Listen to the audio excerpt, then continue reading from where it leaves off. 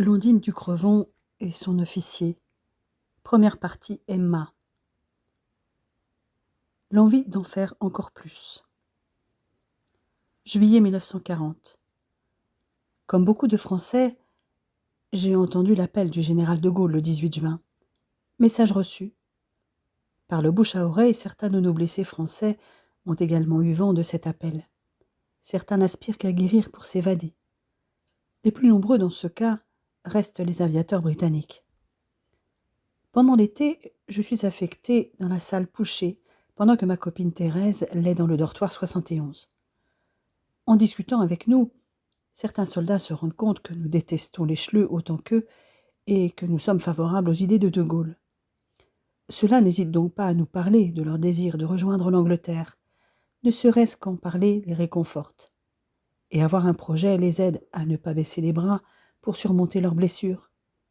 Puis notre stage s'est terminé, d'autres élèves nous ont remplacés. Tous les services sont surchargés de travail, étant donné l'état squelettique des effectifs soignants. Heureusement, des bénévoles viennent en renfort, comme l'épouse du docteur Cauchois, volontaire pour faire des toilettes et les soins d'hygiène des blessés.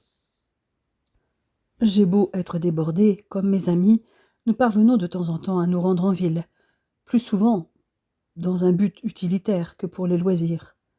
Quand les premières brimades, les inscriptions racistes sur les vitrines des magasins tenus par des juifs et les affiches les accusant de tous les maux sont apparues en juillet, j'ai été horrifiée. Automne 1941. À la fin d'octobre, les nouvelles ne sont guère réjouissantes. Laval et Hitler se sont rencontrés le 22 dans la petite gare de Montoire. C'est en effet de nos dernières illusions, lorsque le vieux maréchal Pétain échange une poignée de main avec le tyran allemand illuminé. Plus au sud, un autre dictateur, Mussolini, attaque la Grèce. Comme tous les Français, nous frémissons d'humiliation à l'écoute de Radio Paris qui diffuse la propagande des nazis. J'en pleure de rage. Après la défaite, nous devons maintenant leur lécher les bottes. Il faut faire quelque chose, mais quoi ? Je voudrais trouver d'autres personnes qui, comme moi, refusent cette situation.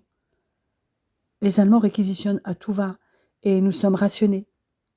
La plupart des habitants que je croise au quotidien sont terrorisés et n'osent rien dire.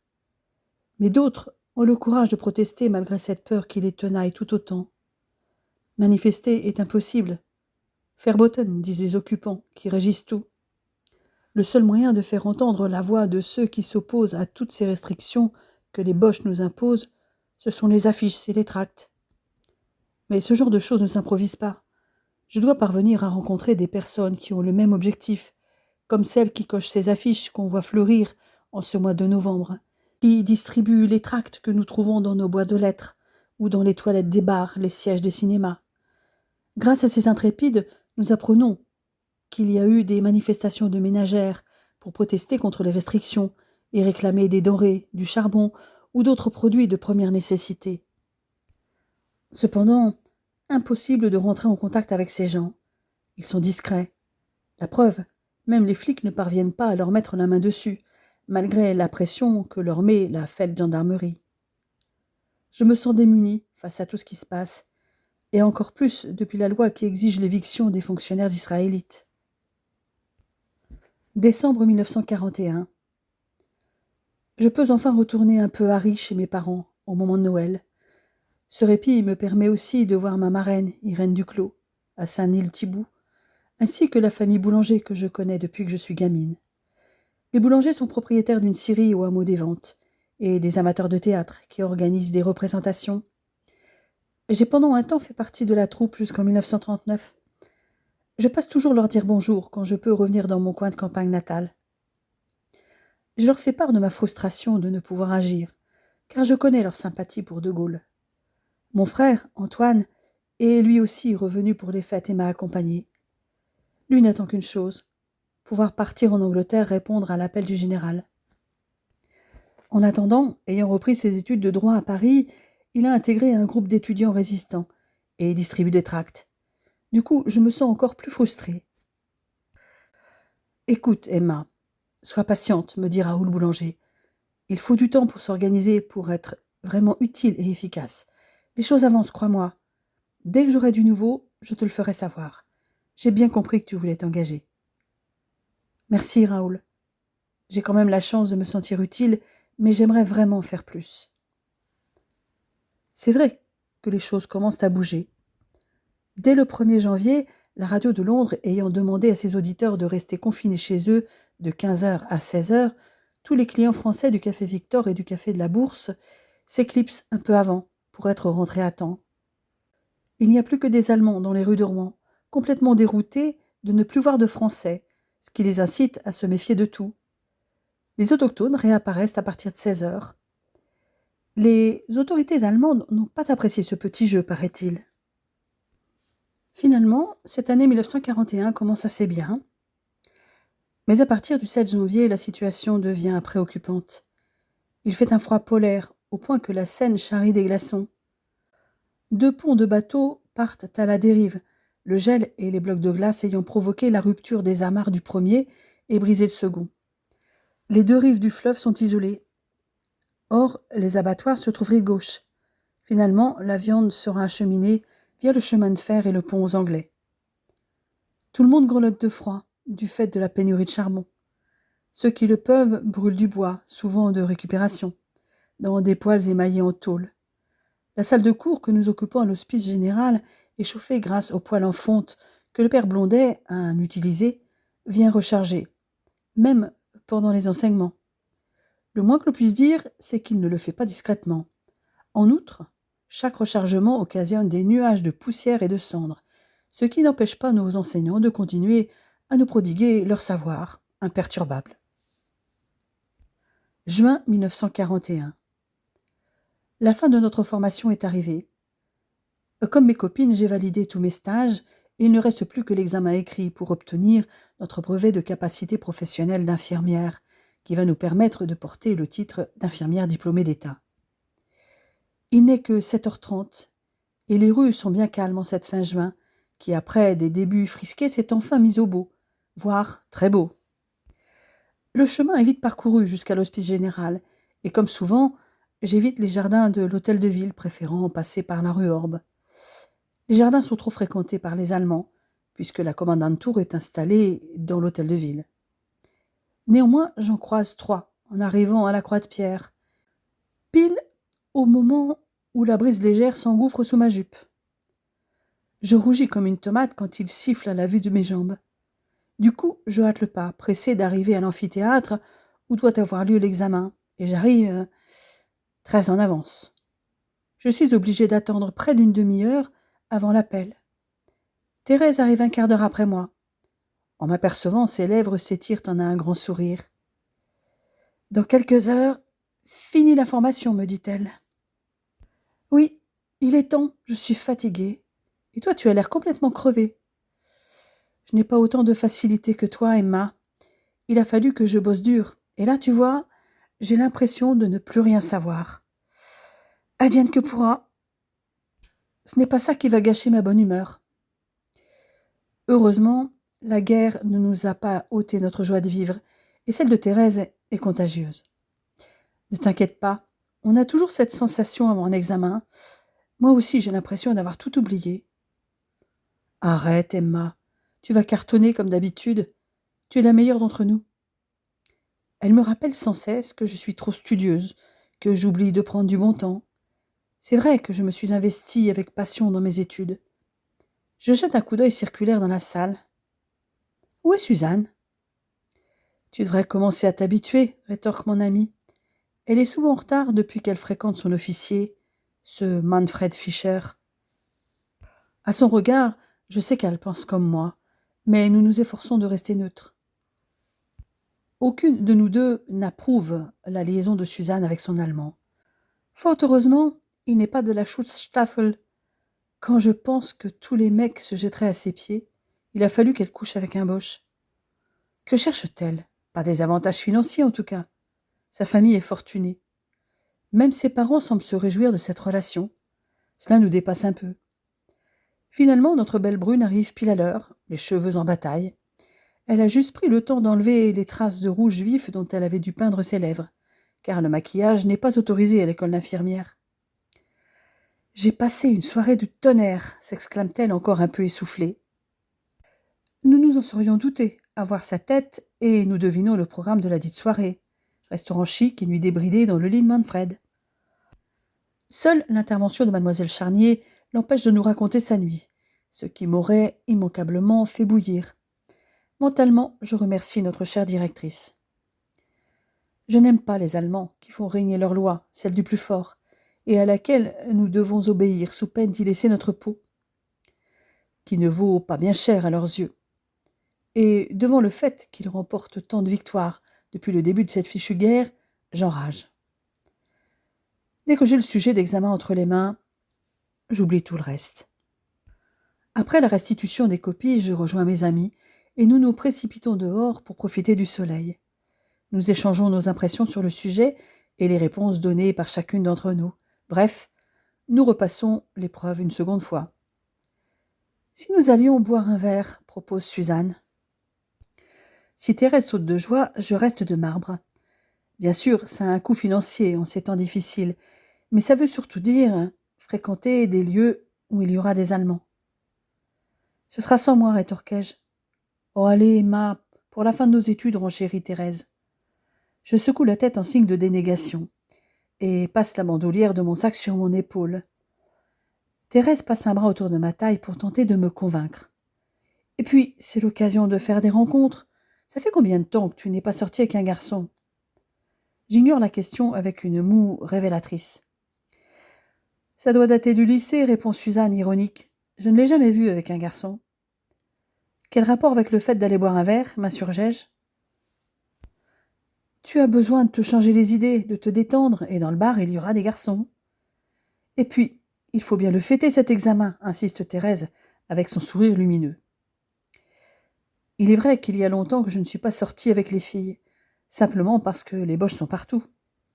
Impossible de se promener sans les croiser, en bande, à picoler, draguer les petites Françaises. Je suis impatiente de les voir repartir d'où ils sont venus, le cul botté par les Alliés et la Résistance. Les côtoyer me noue les tripes. C'est pourquoi j'ai pris un peu de distance avec Suzanne.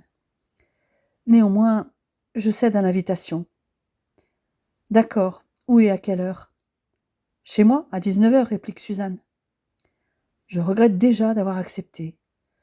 Le couvre-feu est à 20h. Si nous allons dans un bar, le délai paraît vraiment court. Notre laissez-passer n'est valable que pour notre travail et à condition d'être en uniforme. Détends-toi, Emma. Je vous raccompagnerai chez vous avec Manfred. Nom de Dieu, Manfred, songe-le. Je réprime un soupir à être dans la voiture d'un officier de la Wehrmacht, fût-il médecin, puisque telle est la fonction du chéri de Suzanne. Bien que contrarié, je hoche la tête, tout en réfléchissant à une excuse valable pour annuler cette sortie.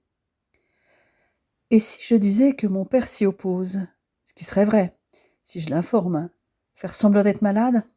Non, elle devinerait que je joue la comédie. Pense à autre chose, Emma.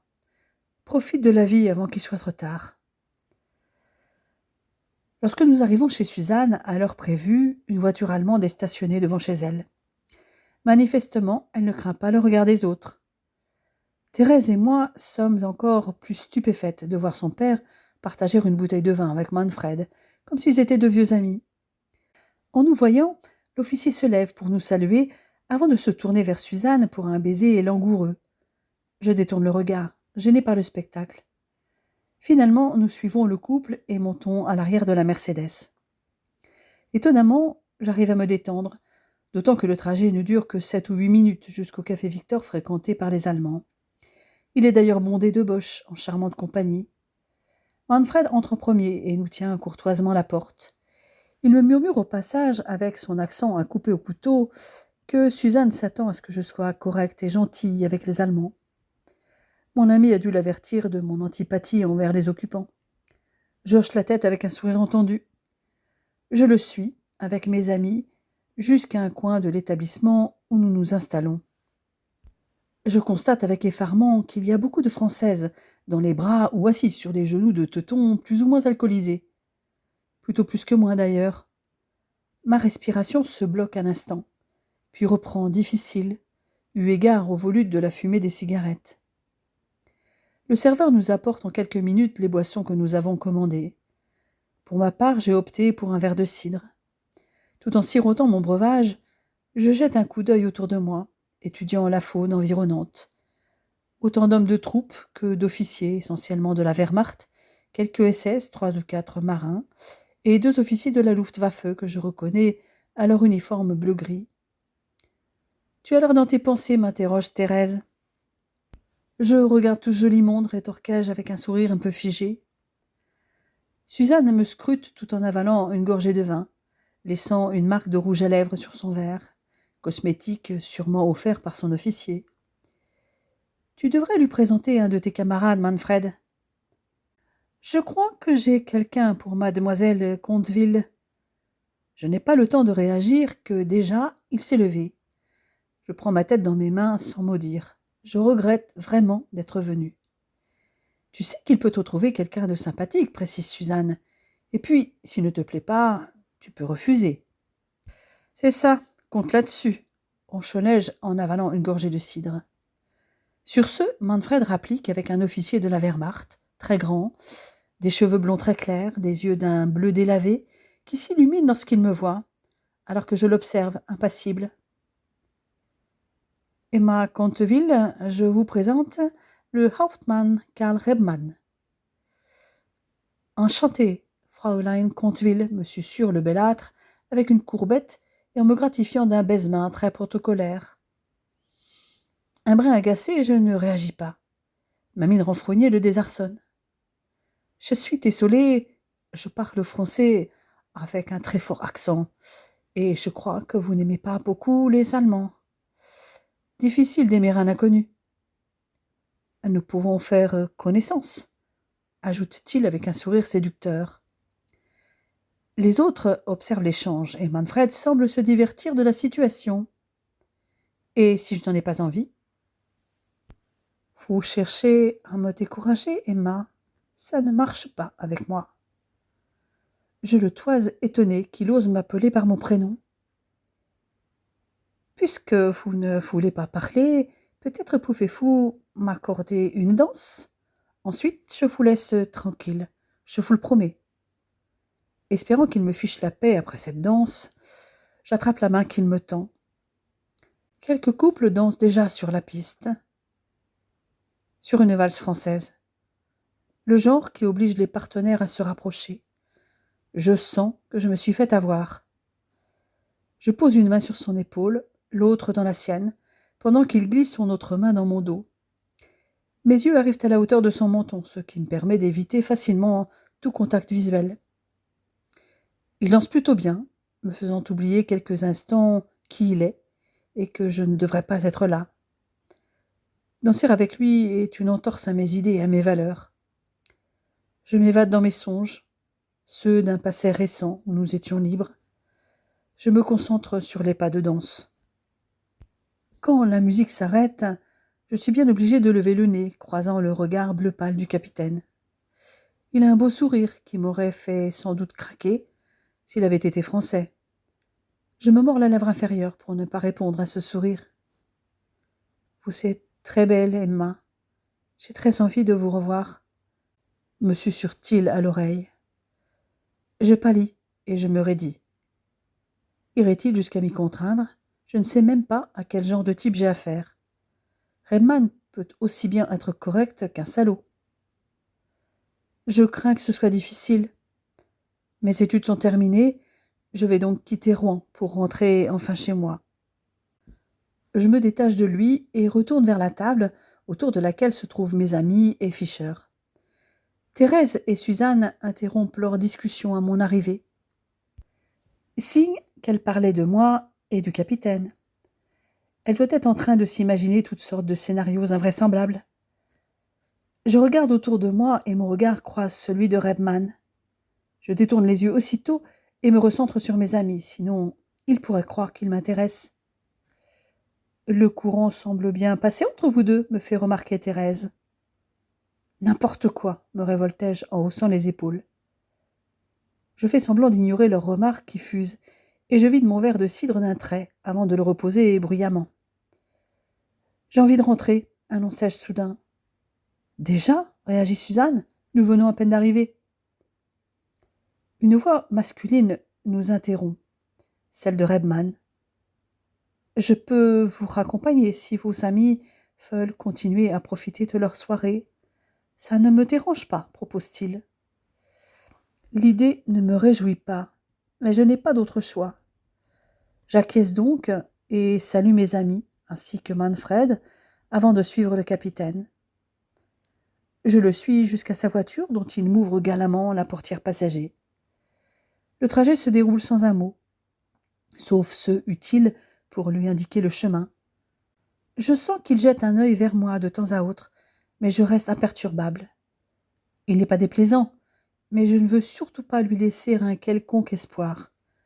D'ailleurs, je lui indique une adresse rue Orbe, afin qu'il ignore ma véritable adresse. Il regarde brièvement la porte cochère, devant laquelle il s'est arrêté, puis se tourne vers moi. Je ne suis jamais resté aussi longtemps à proximité d'un soldat ennemi avant ce soir. Je soutiens son regard. « Je vous remercie de m'avoir ramené, dis-je pour briser le silence. Vous n'étiez pas obligé. Vous auriez pu rester avec vos amis. Ma mère m'étriperait si elle savait que je laisse une jeune femme seule, en danger, me répond-il avec humour, ce qui m'arrache un sourire.